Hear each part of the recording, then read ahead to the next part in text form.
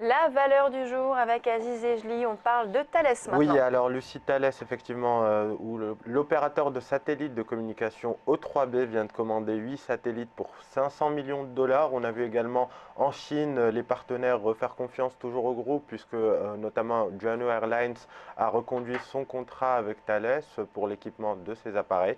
Et puis le groupe de défense qui a été sélectionné pour les essais et l'intégration de l'architecture de défense antimissile balistique de l'OTAN. C'était à la fin du mois de novembre dernier.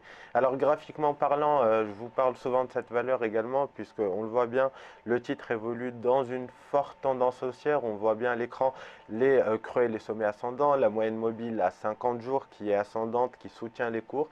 Et puis je vous en parle aujourd'hui spécifiquement puisqu'on revient proche d'un niveau de support qui peut être un niveau d'achat à court terme. On le voit bien, ce niveau à 67,60 €.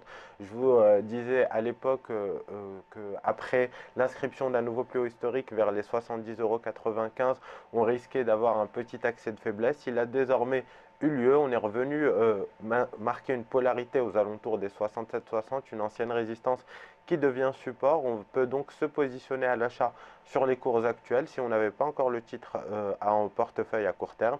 Viser là encore l'inscription d'un nouveau plus haut historique aux alentours des 75 € à moyen terme, avec un objectif intermédiaire qui est les anciens plus hauts à 70,95 €. Donc la poursuite de la hausse donc, du titre Thales. Merci Aziz donc, pour cette valeur du jour. On passe à la suite de Direct Marché, c'est tout de suite l'édito.